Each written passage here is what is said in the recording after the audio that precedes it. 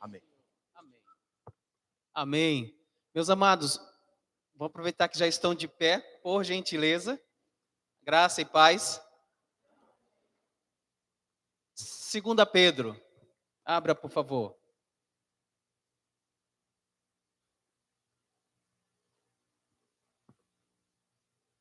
2 Pedro 2, somente o 19. Que Deus nos dê graça nessa noite. Continue a derramar da sua misericórdia sobre nós.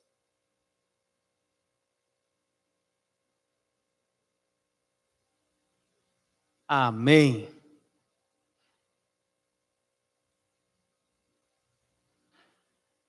O texto nos diz assim: prometem-lhes total liberdade, porém eles próprios são escravos da corrupção, porquanto toda pessoa se torna servo daquele por quem é vencido.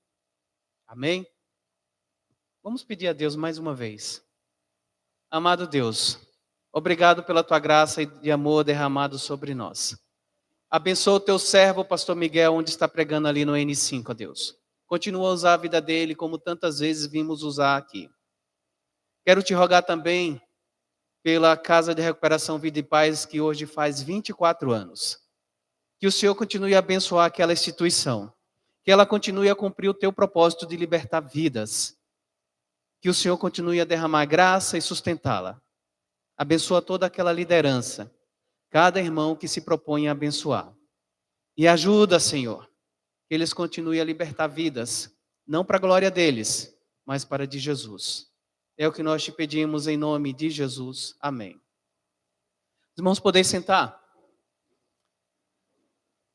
Sabe, meus queridos, eu não sei, me parece que eu nunca preguei nesse texto em uma igreja, mas eu já preguei ele algumas vezes, numa chácara que a primeira igreja batista de Campo Formoso tem, que é um contrato de comodato, e ali ela desenvolveu um lugar onde trata dependentes químicos, de todas as espécies, masculino. E eu estava presente na fundação. Durante um longo período, assumi a presidência daquela casa. E tínhamos também uma congregação em outro local, eu e minha esposa, e mais uma equipe de irmãos. E eu sempre lembrava desse texto quando tratava com alguns deles, quando fazia triagem, quando conversava com eles na rua. Você começa a ser tão conhecido deles que eles te param na rua, tá? E sabe que não pode te pedir dinheiro, ainda assim eles fazem. Sabe que não pode pedir o lanche, porque se eu der o lanche ele troca pela droga. Tem que realmente fazer ele comer ali de frente. As astúcias são grandes. E muitas vezes eu vi a situação crítica que eles estavam, e elas também, mulheres incluem nesse processo, e eles pediam ajuda. E quase sempre era assim: eu não suporto mais. Eu não aguento mais. Eu preciso parar de usar isso. Eu não tenho mais condição, eu vou morrer. E é claro, eu concordava com ele. É verdade, você precisa parar. Você quer ajuda? E às vezes eles diziam assim: como é que é isso? Me explica. E eu dizia: olha, você vai precisar estar com a gente, sair daqui da tua casa, morar conosco 9 meses, durante 30 dias tu vai estar recluso, tu não vai poder ver ninguém, conversar com ninguém. Após esses 30 dias a gente vai avaliar como é que você está seguindo no processo. E era bem interessante porque eles sempre faziam perguntas desse tipo: ah, mas eu não vou poder vir na rua nenhuma vez? E eu disse: não, não vai dar. Sozinho não. E minha família? E meu filho? Ah, eu amo muito o meu filho. Ah, minha filha, eu preciso ajudá-la. E eu ouvindo aquilo, eu ficava sempre pensando comigo. E no caso deles, eu confrontava dizendo: tu tem conseguido ajudar agora? E quase sempre a resposta era: não. E eu percebia que, na verdade, o que ele estava fazendo é: eu consigo me tratar do meu jeito. Eu sabia que era isso que ele estava fazendo. Depois de um tempo a gente aprende. Eu consigo estar lá e fazer o que eu quero. E eu dizia: não, do teu jeito, o tratamento não funciona. Funciona do nosso jeito. E eles tinham que se submeter à nossa forma, à nossa condição. Hoje a gente chama de casa, né? Está fazendo 24 anos, louvado seja Deus. Libertando pessoas, tratando gente. E por muitas vezes, algumas pessoas nos paravam na rua e muitos colegas, inclusive do comércio, que são pessoas bem assediadas por ajuda, que o pessoal sempre pede, e essa não é uma prática nossa lá. Eles, vez ou outra, diziam assim: e aí, continua perdendo tempo com aqueles? E eles soltavam alguns termos bem pejorativos sobre essas pessoas. E eu dizia: continuamos. Se um dia quiser ajudar, me avisa. Eles diziam: sai daí, eu vou jogar meu tempo fora, meu dinheiro fora. E eu ficava impressionado. Sabe por quê? Aquelas pessoas, elas conseguiam declarar que eram escravas. Elas conseguiam verbalizar: eu sou dependente, eu preciso de ajuda. E por muitas vezes, quando eu pregava na igreja, lá, a gente geralmente terminava o sermão e perguntava: alguém aqui quer aceitar Jesus? Era bem comum. E o que me surpreendia, às vezes diante de alguns não cristãos, eles não se viam como escravos. Tal qual aquelas pessoas que às vezes me perguntavam: e aí, continua cuidando daqueles? Eles não se viam como escravos. Eles não se viam como dependentes. E eu pensava comigo mesmo, eu não podia confrontar eles nesse sentido, não seria coerente no momento. Eu digo para vocês, os que nós vemos pelas ruas, nas calçadas, dormindo em papelões, às vezes roubando, sim, para comprar uma droga, eles são escravos. E nós, que nos achamos melhores do que eles, achamos que não somos escravos. Só porque temos um teto, educação e conhecimento. Só porque temos uma família, eles também têm. E aí, quando eu penso nesse texto, Pedro dizendo assim: de quem você é vencido, é assim que ele termina, desse tal, você se torna escravo. Talvez você não precise ir para uma casa de recuperação, mas quer que eu diga uma coisa a você, e eu vou afirmar ela: eu e você nascemos escravos. Eu e você somos escravos. Eu e você somos dependentes do pecado. Não é química, mas é pecado e desagrada a Deus. Talvez você se ache uma pessoa melhor, mas você não é. Eu não sou. Não somos melhores que ninguém na face dessa terra. Ninguém. Nascemos condenados à escravidão. Nascemos com o germe do pecado. Vez ou outra, eu ouço alguém dizer: eu também sou filho de Deus. E você certamente já ouviu essa frase, ou talvez já tenha falado ela. Mas eu posso dizer para você que isso é uma grande mentira. Quem nos gerou? Quando nós olhamos a história, e Gênesis 3 traz essa história para nós, e a partir do capítulo 1, quando faz toda a criação, e chega um ponto que Deus diz assim: e viu que tudo era bom, e Deus então formou do pó da terra o homem, nós o chamamos de Adão, pai de todos. E gerou também Eva, perfeitos, sem pecados. Eu e você não temos a mínima noção do que é exatamente ser isso, tá? Mas Deus os criou assim. E Deus, para provar o seu amor para conosco, com a sua criação, homem e mulher, ele disse assim: vocês estão livres, libertos. A única condição é: não comam da árvore que está no meio do jardim. No fruto dela você não mexe. E eu também já ouvi a seguinte pergunta: mas Deus não podia fazer com que o homem não comesse? Sim. Mas tu já experimentou escravizar alguém e esperar que ele te ame? Não, isso não é amor. Amor se pressupõe em liberdade. Para quem já é casado aqui, sabe que você é casado e você não pode acorrentar a pessoa que está do seu lado. Não pode. Ela tem liberdade de deixar você. Se não faz, é porque tem sentimentos por você. Isso é amor. É a mesma condição que Deus deu ao homem.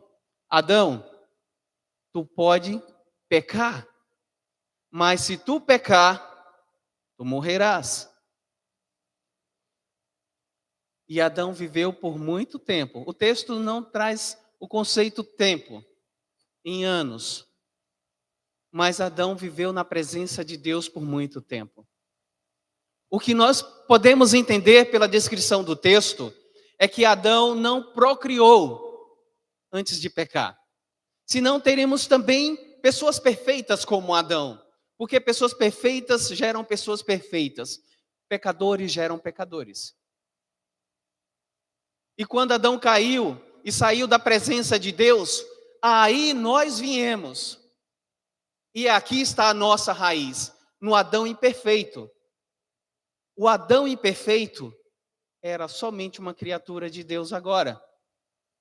Criação. Nós temos nossa raiz em Adão. Nós somos imperfeitos. Nós nascemos com o pecado. Nós não pecamos porque queremos. Nós pecamos porque nós não resistimos ao pecado. É da nossa natureza, é inerente a cada um de nós. Quisera eu dizer a mim mesmo: não farei, não direi, não vou praticar, e eu conseguisse. A escravidão da vontade do pecado está em cada um de nós. Nós não conseguimos nos libertar. Você percebe que você é escravo? Nós nascemos escravos. Nós somos gerados escravos. E nós não nascemos filhos de Deus. Não nascemos. O escriba chegou para Jesus e disse assim: ô Jesus, o senhor é bem inteligente. Percebi que o senhor respondeu com muita habilidade a pergunta do meu colega. Qual o maior de todos os mandamentos? E nós o conhecemos. Aí Jesus responde: amarás a Deus sobre todas as coisas e ao próximo como a ti mesmo. Aí o escriba diz: Jesus, muito boa a sua resposta. E Jesus olha para ele e diz assim: e você não está longe do reino dos céus. Mas ele continuava sendo escravo. Existem algumas condições, algumas escravidões, que são tão profundas, elas têm correntes tão espessas, grossas, que as pessoas decidem dizer: eu quero morrer escravo, eu não consigo deixar isso aqui. Mas eu tenho certeza que essa não é a condição de ninguém que me ouve aqui. Porque a maioria das pessoas que morrem escravas, elas vivem fora de uma igreja. Todos nós aqui, ou somos salvos, ou estamos muito perto da salvação. Essa é a condição de todos nós aqui. Igual aquele escriba. Mas quando nós convivemos com pessoas que são extremamente viciadas, dependentes, e eu ouvi isso muitas vezes, elas dizem assim: eu quero morrer nesse vício. E eu disse: mas você não quer se libertar? Não, eu não quero. Eu não consigo deixar de ser escravo. Eu não consigo. E o que é muito bom, apesar de exaustivo, Nós não apenas tratávamos o dependente, tínhamos que tratar a família. Porque a família também acaba com o coitado do dependente que foi tratado e volta para casa. A primeira coisa que ele ouve é: vamos ver se esse negócio prestou. Ou apoio, ou tapinha nas costas. Quero ver se esse negócio agora vai funcionar. Não tem uma palavra de: olha, que Deus nos abençoe, eu estou aqui para te ajudar. Eu sei que eles estão cansados, exaustos. Quantas vezes eu pude pregar o evangelho para tantas famílias? Isso é reino. De casa em casa, ia lá visitar, e muitas deles diziam assim: tá vendo? Minha TV não está aqui, minha panela sumiu, meu rádio eu escondi. Por que ele catava tudo? Ele roubava tudo. E a minha maior frustração era, olha, nós estamos falando de Jesus para ele.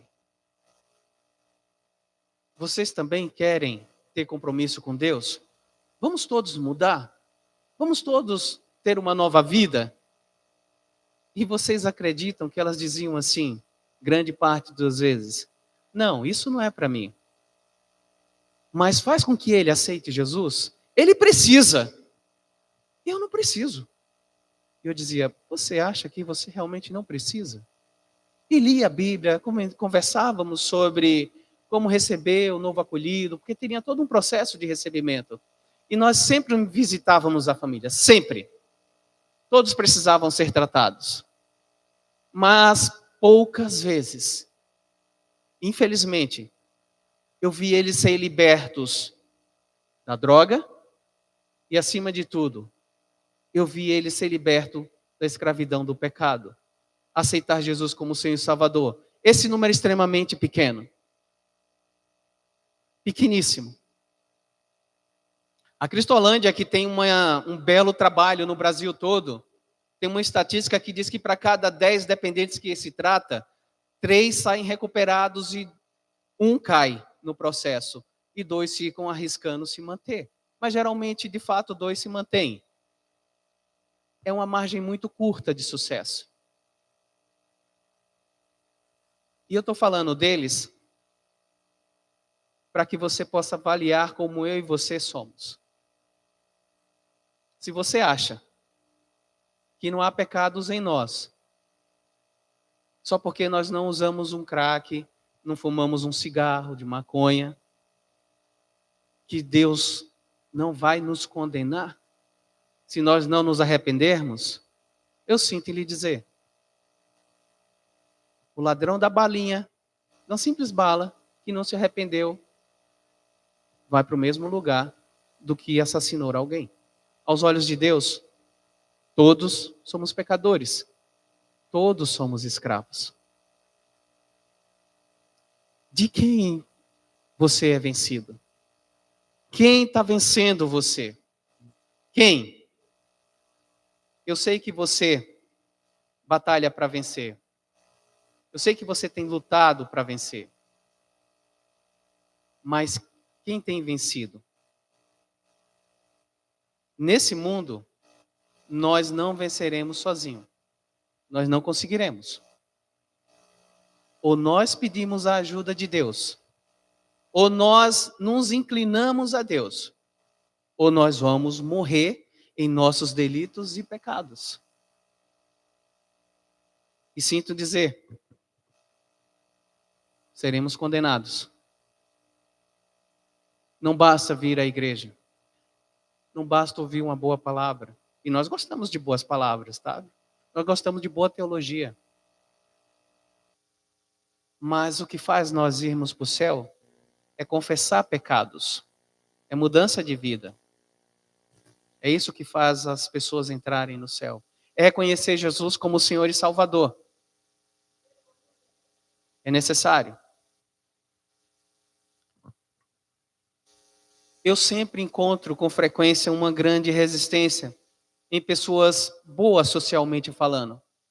Elas geralmente me dizem assim: eu não matei ninguém, eu não adultero, respeito minha família, amo os meus filhos, ajudo o próximo. e sou uma pessoa correta na sociedade, até pago imposto. Me dê uma razão para Deus não me levar para o céu.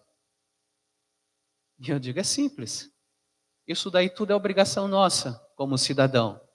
Brasileiro é que acha que ser honesto é coisa do outro mundo. Não, mas é obrigação. Isso daí não te dá direito ao céu. O céu é para quem confessa Jesus como Senhor e Salvador. E aí muda de vida.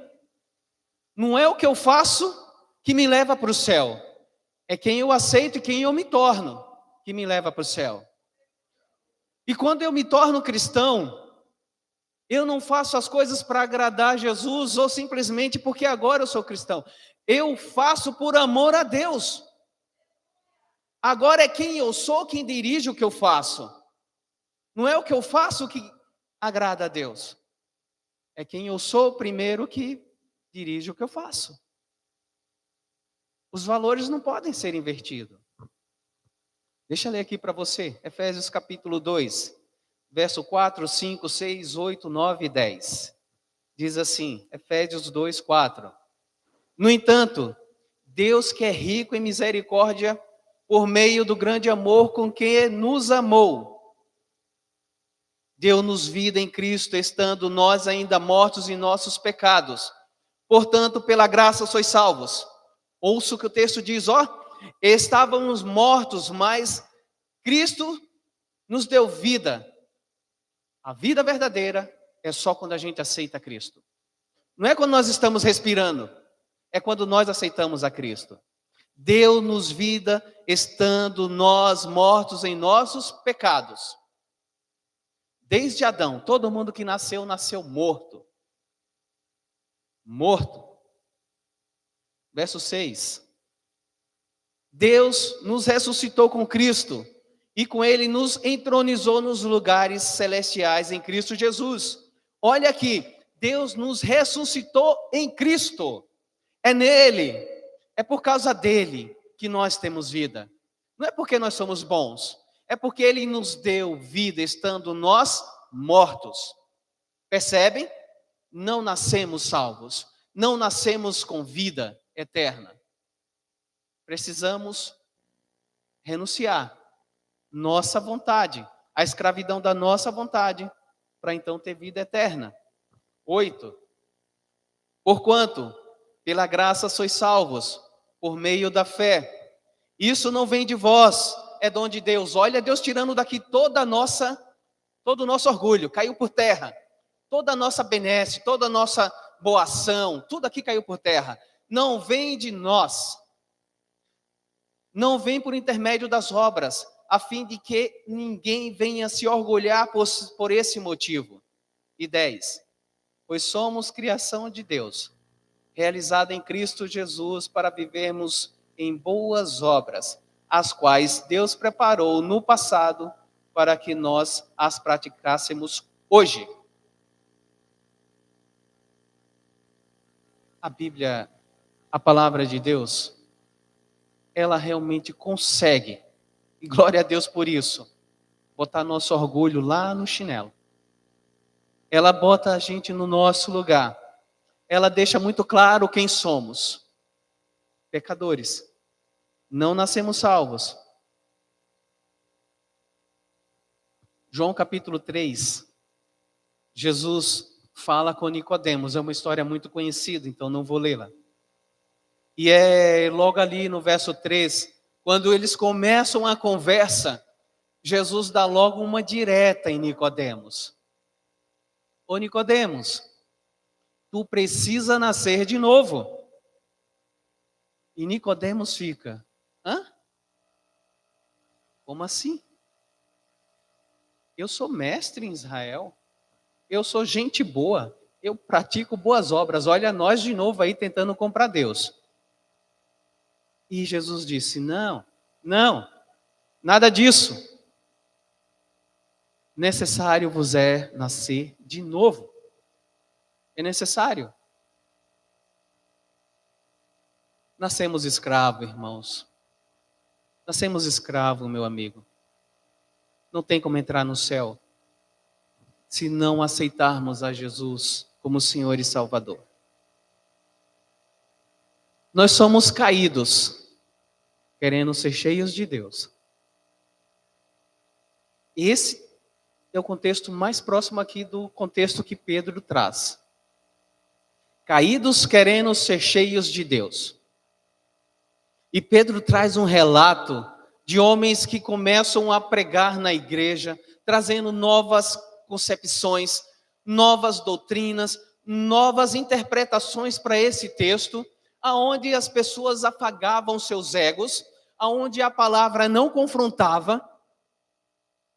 E Pedro vem trazendo toda essa informação, trazendo à memória deles tudo que Deus fez com os anjos que se rebelaram, com Sodoma e Gomorra. E ele vem trazendo, olha, presta atenção, ouve a palavra, olha o que Deus já tratou, olha o que Deus fez. Se Deus não teve misericórdia dos anjos que se rebelaram e os prendeu em prisões para um dia julgar, o que vocês acham?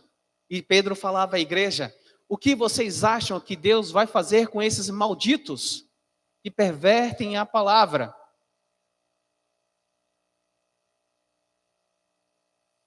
É por isso que Pedro diz,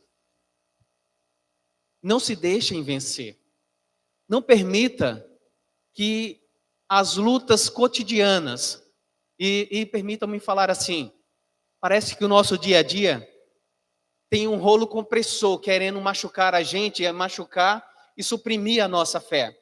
Parece que todos os nossos dias há uma carga de pressão, de coisas difíceis de resolver, de pessoas ruins que aparecem diante de nós, de gente difícil de lidar, e elas parecem ser como um rolo compressor, que a gente não consegue, com facilidade, olhar para elas e amá-las, e falar até mesmo de Cristo.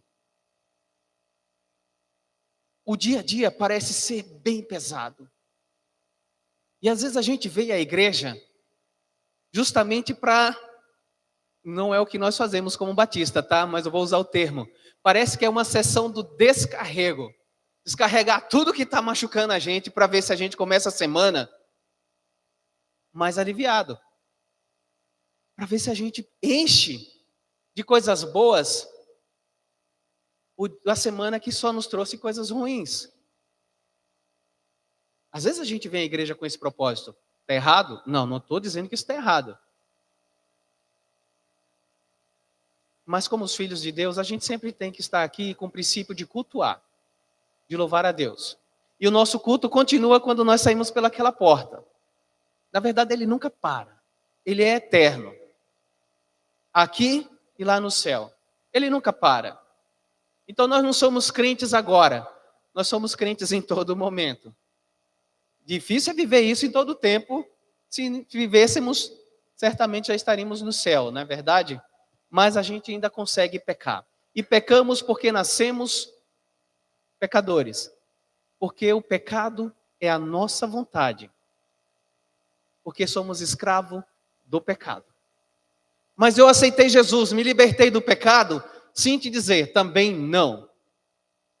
Mas para a glória de Deus e misericórdia do Senhor, estamos em processo de aperfeiçoamento. E a nossa salvação não depende do nosso aperfeiçoamento completo aqui. Seremos perfeitos quando estivermos lá.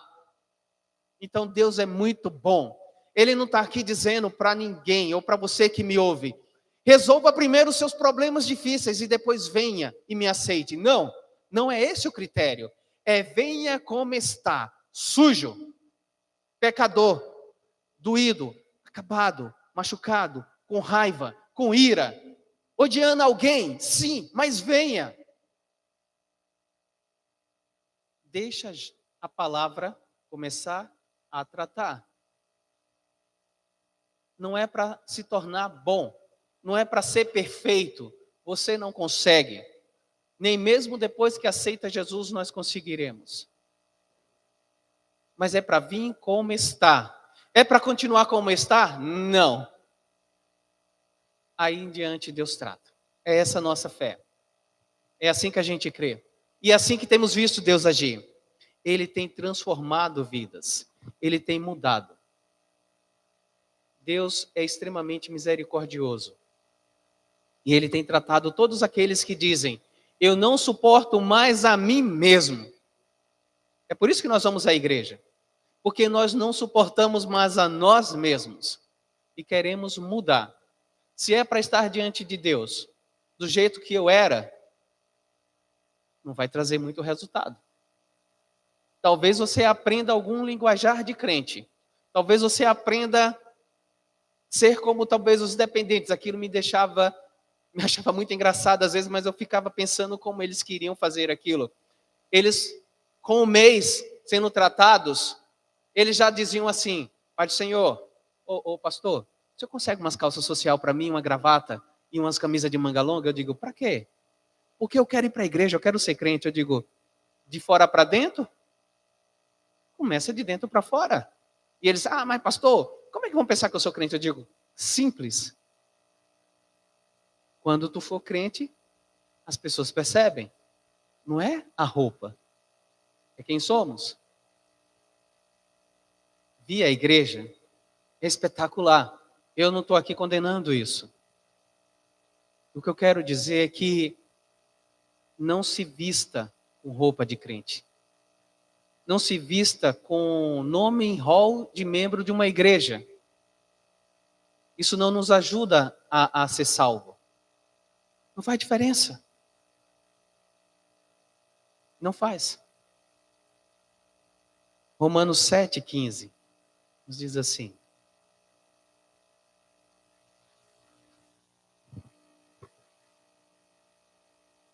o texto diz: pois não compreendo o meu próprio modo de agir, porquanto eu quero, isso não pratico. Entretanto, o que detesto, isso me entrego a fazer. Olha que declaração interessante. Eu não faço o que quero. Olha quando a gente tem uma consciência sã. Nós temos convicção. Glória a Deus por isso. E o Espírito Santo de Deus está em nós. E ele diz assim, está errado. E você diz, eu não consigo não fazer agora, Senhor. É isso que ele está dizendo. Em mim, eu tenho a convicção de que o errado é fazer. Mas eu não consigo deixar de não fazer. Não consigo. Não consigo. Do mesmo capítulo 7, verso 23. Contudo, vejo uma outra lei agindo nos meus membros do meu corpo, guerreando contra a lei da minha razão, tornando-me prisioneiro da lei do pecado, que atua em todos os meus membros. Tudo em nós é pecador, tudo. Aí ele diz, miserável ser humano que sou, quem me libertará desse corpo de morte? Aí ele segue, glória a Deus por isso aqui. Graças a Deus por Jesus Cristo, nosso Senhor. De modo que eu mesmo com a razão sirvo a lei de Deus, mas na carne a lei do pecado. A nossa salvação é isso aqui, irmãos. Nossa razão, nossa consciência, nossa convicção é que sim, Cristo salva. Glória a Deus. Ainda que, por mais que eu viva nessa terra, eu continuarei, em alguns momentos, a pecar. Então, com a razão, eu sirvo a Deus. Mas o meu corpo, ele vai continuar a pecar. E ele vai me instigar a pecar. Sempre. E eu não vou conseguir vencê-lo com facilidade. Não vou conseguir. Gálatas 5:17. Tem um texto muito conhecido de Paulo, né? Que diz, o espírito luta contra a carne. Em todo tempo. Em todo tempo. Vejam que nós nascemos, aceitamos Jesus, somos salvos, mas continuamos escravos na nossa vontade. E aí eu quero seguir para o final dizendo, liberdade e vida só em Jesus. João 14,6, o texto é muito conhecido. Eu sou o caminho, eu sou a verdade, eu sou a vida. Você não vai encontrar esse texto em nenhuma outra tradução dizendo, João é o caminho, a verdade e a vida, Pedro é o caminho, a verdade e a vida, Maria é o caminho, a verdade e a vida. Não há vida fora de Jesus. Não há vida. Não é porque respiramos, ou que as pessoas aí fora estão respirando, que elas têm vida. Elas estão apenas de pé. Porque vida de verdade e vida eterna, só em Jesus. É isso que é vida. É isso que a Bíblia chama de vida, que a palavra diz que é vida. Vida eterna. Todo o restante é passar um tempo aqui. É só passar um tempo. João 8,36. Se o Filho vos libertar, verdadeiramente sereis livres. É essa a condição. É essa. Ninguém nos liberta. Ninguém pode nos dar liberdade. Só o Filho. Só Jesus. Não há dinheiro que nos dê liberdade e alegria. Se fosse por isso, os mais abastardos financeiramente não tinham depressão ou nem cometiam suicídio. E os seus filhos não eram pobres, miseráveis, nus. Porque tudo que eles têm é só dinheiro. Falta todo o restante. Falta amigos, falta amizade, falta companhia. Falta tudo. Miseráveis, só tem dinheiro. E esqueça aquele ditadozinho que dinheiro compra felicidade. Esqueça, isso aí é realmente uma grande mentira. Não compra. E nem manda comprar também, que às vezes tem uns engraçadinhos que diz que manda comprar. Não manda. Não funciona assim. Romanos 6,23.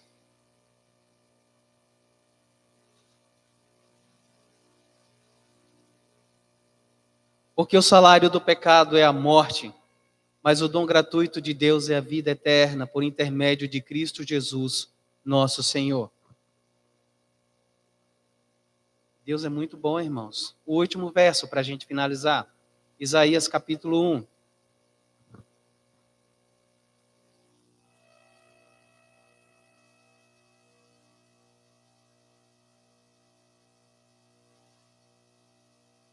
Verso 18. 1:18. Então assim vinde e arrazoemos, diz o Senhor.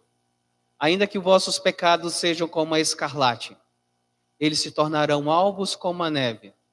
Ainda que sejam vermelhos como o carmesim, se tornarão brancos como a lã. 19, para a gente finalizar e Deus salvar vidas. Se quiserdes e me ouvirdes, comereis o melhor dessa terra. É o céu. É o céu, meus irmãos. Para todo mundo que aceitar Jesus como Senhor e Salvador. Não quando for perfeito, mas agora, imperfeito. Agora. E hoje é dia. E a palavra diz que se hoje ouvirdes a sua voz, não endureçais os vossos corações. Não reprima, não suprima a palavra do Espírito, mas ouvi. Se quiserdes e me ouvirdes, não a mim, a palavra, comereis o melhor dessa terra. Eu quero convidar essa igreja abençoada a orar. Peça a Deus por alguém que você conhece, por alguém que carece de Jesus, que ainda não aceitou, que ainda não conseguiu se libertar da escravidão, para dar lugar a Jesus. E a você que me ouve aqui, se porventura tem alguém aqui que eu não conheço as pessoas aqui todas, mas se alguém aqui entre nós ainda não teve o privilégio de aceitar o Senhor Jesus como seu Salvador, eu quero convidá-lo nessa noite a aceitar. E é uma forma muito simples. Não se preocupe com como você está, apenas aceite. Deixe que Deus cuide de você. Se você assim desejar, nós queremos orar por você.